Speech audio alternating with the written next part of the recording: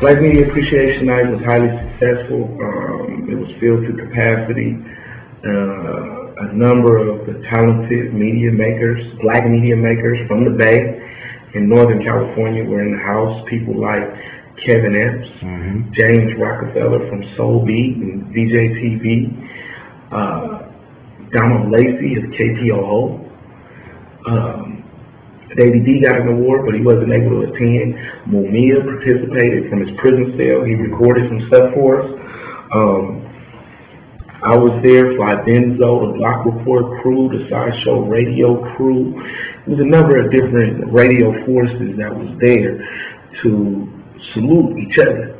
Because a lot of times we don't get awards for the type of journalism, for pro-black journalism.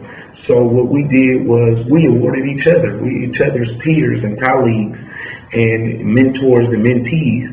So we congratulated each other as a community, and I think it's one more step closer to self-determination, because we're not looking for anybody else's validation to say that our media is good or bad. We go home to our community and ask our community what they think.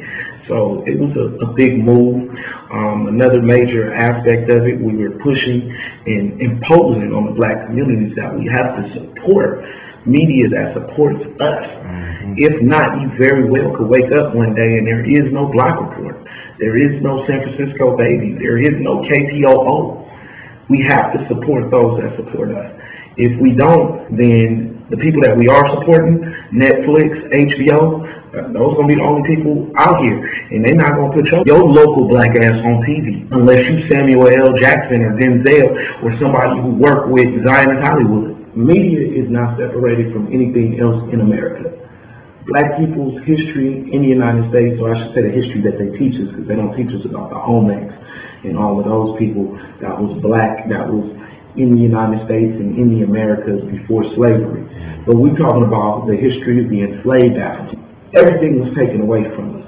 Our language, our religion, our concept of God, our music, our drum, everything was taken away from us and stripped of us to make Africans into Negroes, So media was no different than that. I mean, some of the earliest media they took from us. The earliest media was the drum that black people could talk over miles and knew what different beats represented different things. And people who knew the codes knew what each other was saying over miles.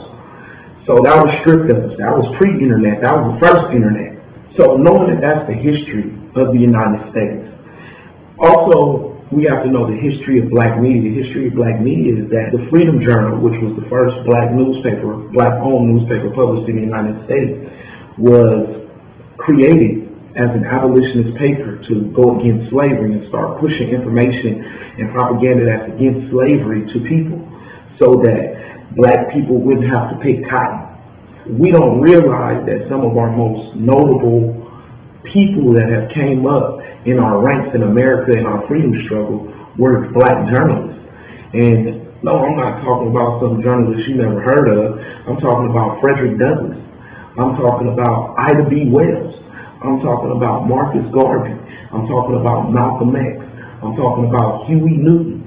All of these people created newspapers and created media because if you do not digest healthy media, just like if you don't digest healthy food, the output is not going to be healthy. You only can act on what you know. So if you're not getting the right information, you can't be expected to act in your own interest and to act in a collective community interest, because basically you've been brainwashed because you don't have access to good information.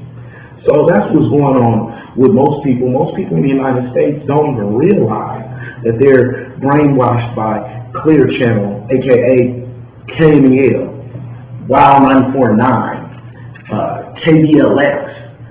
They don't realize that they're brainwashed by the San Francisco Chronicle, HBO, National Geographic, whatever is put on Netflix.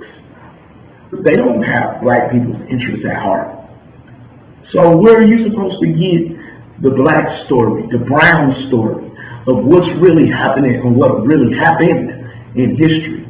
The only way you're going to get that is from us.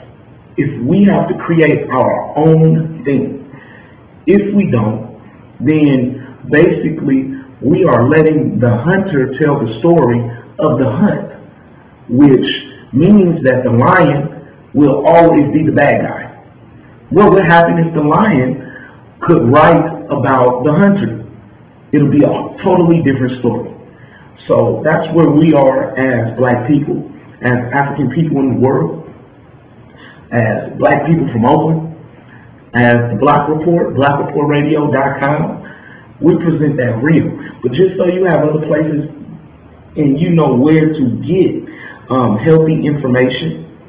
I'm not into the religiosity of it, but the Final Call is a great newspaper in terms of the news that it provides about the African world. The San Francisco Bayview, in my opinion, is the best. PrisonRadio.org is the commentaries of political prisoner Mumia Abu-Jamal. In little bite-sized tidbits, you can get a good perspective, a black perspective, revolutionary perspective, in about 2-3 minutes from Mumia, and you can listen to it. And of course, BlackReportRadio.com. You can get us on Facebook, SoundCloud, regular internet, and Instagram. And those are some of the ways in which we are trying to educate our community and take the battle instead of always complaining, doing something different.